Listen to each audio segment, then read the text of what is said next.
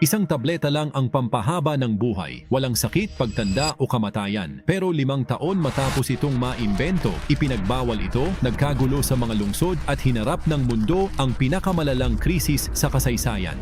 Ang pinakamalaking tagumpay natin ay magiging bangungot. Narito kung bakit. Isiping inanunsyo bukas ang Eternix, gamot na pumipigil sa pagtanda. Isang tableta lang araw-araw at hihinto ang iyong biological clock. Sa ilang oras, kumalat ang anunsyo online. Sa ilang araw, bilyon-bilyon ang humingi ng access. Sumabog ang stock market. Nag-emergency meeting ang mga leader relihiyon, pero narito ang di inaasahang pangyayari. Ang mga epekto sa susunod na dekada ay muling huhubog sa sibilisasyon, ekonomiya at sa ating pagkatao. Itinakda ng pharma company ang presyo sa $50,000 kada taon ng gamutan. Mukhang mahal, di ba? Pero kapag bumibili ka ng Infinity, mura lang talaga. Nag-uunahan ang mayayaman para sa supply habang buhay. Ang tech billionaires ay nag-iipon na. Pinapakita ng Instagram posts ang kanilang Eternix lifestyle. Bagong status symbol, ang immortalidad. Pero didilim ang sitwasyon. Sasabog agad ang global wealth gap. May mga protesta sa mga pangunahing lungsod. Immortalidad para sa lahat o wala ang naging sigaw ng madla.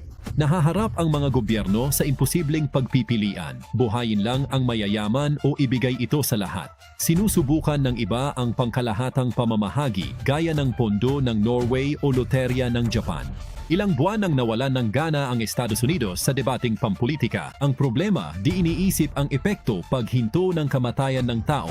Ngayon, mga 60 milyong tao ang namamatay taon-taon. Yan ay 164,000 bawat araw. Lumilikha ito ng espasyo, literal. Trabaho, bahay, ospital at resources. Ngayon, alisin ang mga kamatayan. Magdagdag ng 140 milyong na sanggol kada taon. Gawin ang matematika. Sa isang taon, lalaki ang populasyon mula 8 hanggang 8.2 bilyon. Kailangan nila ng pagkain, tubig, enerhiya at trabaho. Pero mas lumalala pa. 15 taon na sa posisyong iyan ang amo mo. 55 na siya. Dahil sa immortalidad, siglo siyang magtatrabaho. Tumigil na ang mga kabataang ma-promote. Wala nang bakante. Ang buong konsepto ng pagre-retiro ay nagiging lipas na. Bakit magre-retiro kung walang limitasyon? May krisis sa universidad dahil hindi umaalis ang mga tenured professor at 47% ang unemployment sa mga graduate. Ang mga ekonomiyang itinayo sa paglilipat ng henerasyon ay humihinto. Dumarami ang suicide sa kabataan dahil wala na silang pag-asang magkabahay, mamuno ng kumpanya o makuha ang mga oportunidad na sinayang ng mga naunang henerasyon. Ang mga immortal na kayang tustusan ang gamutan ay naging permanenteng naghaharing uri. Tandaan, 140 milyong tao ang nadaragdag taon-taon. Sa 3 taon, 420 milyong tao na ang kakain. Kulang ang produksyon ng pagkain sa mundo. Krisis na ang stress sa tubig. Sobra ang karga ng energy grids. Laganap ang blackout sa mga lungsod. Nagtatayo ng pader ang mga bansang mayaman sa reserba. Ang imigrasyon ay nagiging pangunahing isyung pampulitika sa buong mundo. Bumibilis ang climate change dahil sa labis nating paggamit ng mga resources. Ang sindikato ng Peking Eternix ay nagkakahalaga ng $2 trilyong taon-taon. Laganap ang mga Peking tableta. Ang ilan ay walang bisa. Ang ilan ay lason. Libo-libo ang nasasawi sa Peking gamot dahil sa hangad na immortalidad. Talamak ang kidnapping at pagnanakaw ng Eternix sa mayayaman. Lumitaw ang bagong krimen, pagnanakaw ng buhay, kung saan pati mga bahay ay nilolooban para lang sa gamot. Hirap ang mga gobyernong mag-regulate. Bawal ang Eternix sa ilang bansa bilang paghamak sa Diyos. Karapatang pantao naman ito para sa iba. Nahahati ang mundo dahil sa immortalidad. 9.2 bilyon na ang populasyon. Pangunahing lungsod ay di na matirhan. Tokyo, Lagos, Sao Paulo. Lumampas na ang populasyon sa kapasidad ng infrastruktura. Linggo-linggo na ang gulo sa pagkain. May lisensya na ang gobyerno para sa mga anak. Kailangan ng permiso para magkaanak. Dapat mag-zero birth rate sa maraming bansa para sa katatagan at may nagtanong na babago sa lahat. Isang bioethicist na si Dr. Sarah Chen sa harap ng UN ay nagtanong, kung lahat ay laging buhay, sino ang isisilang?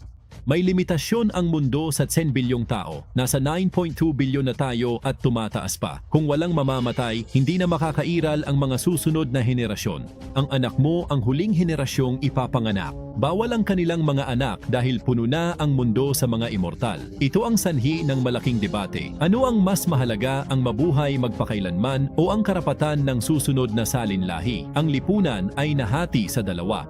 Para sa mga eternalista, karapatan ng buhay ang magpatuloy. Huwag mo kaming hilinging mamatay. Para sa mga natalista, mahalaga ang reproduksyon. Ninakaw niyo ang kinabukasan ng bilyon-bilyong bata. Ang inyong immortalidad ang kanilang pagkalipol. Sumiklab ang gulo. Inaatake ng mga terorista ang gawaan ng Eternix. Laso ng ekstremista ang tubig sa mga subdivision. Milyon-milyon na ang namatay. Ironiyang mamatay sa digmaan para sa immortalidad. Pero narito ang walang nakahula. Nagsisimula ng gumuho ang mga immortal sa psikolohiya. Ang tao'y nabubuhay lang ng 70 taon. Di pang siglo ang ating utak. Sa ika-20 taon, ang mga unang immortal ay dumanas ng depresyon. Sa ika-50 taon, marami na ang gustong mamatay. Gumuguho ang mga relasyon. Mga kasal na dekada ang tagal ay nabubuwag. Nagbabago ang tao pero may habambuhay na silang lumago ng hiwalay. Naglalaho ang samahan kung may 500 taon para sa bago. Nawawalan ng saysay. Bakit magmamadali kung may forever naman? Nagiging permanente ang pagpapaliban, nasasayang ang mga pangarap, ang udyok ng mortalidad at pasyon ay naglalaho. Isang bagong kalagayan ang lumilitaw. Walang hanggang pagkabagot, ang matinding pagkabagot ng walang katapusang panahon. Sa ika-10 taon, isang pag-aaral sa Stanford ang naglabas ng masamang resulta. Sa bawat taon na laganap ang immortalidad, nawawalan tayo ng 200 milyong buhay sa hinaharap. Mga batang di isisilang, henyong di makakagamot ng kanser, artistang di makakalikha, at pag-ibig na di magaganap, lahat binura para tayo'y mabuhay ng walang hanggan. Kaya dito nagtatapos ang senaryo, hindi dahil sa solusyon, kundi sa isang imposibleng pagpipilian. Kalaunay ipinagbawal ng mga gobyerno ang Eternix, hindi dahil gusto nila, kundi dahil ang alternatibo'y pagbagsak ng sibilisasyon. Buhay pa rin ang droga, lihim na binibenta at gamit ng mayayaman sa mga tagong lugar. Babalik ang tao sa mortalidad, di dahil sa bigong immortalidad, kundi dahil mahal ang kapalit nito. Natutunang ang kamatayan ay di lang wakas. Nagbibigay ito ng puwang para sa mga simula. Nagbibigay ito ng urgency sa buhay, na nagpapahalaga sa pag-ibig at bawat sandali.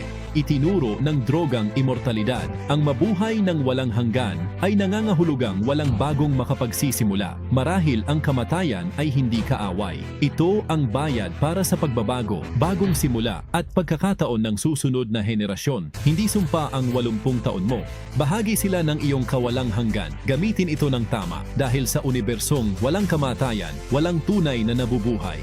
Tanong ko lang, kung may tabletang pampahaba ng buhay bukas at kaya mo itong bilhin, kukunin mo ba ito sa kabila ng lahat ng alam mo? Mag-comment ng sagot. Talagang nagtataka ako kung saan ka nakatayo.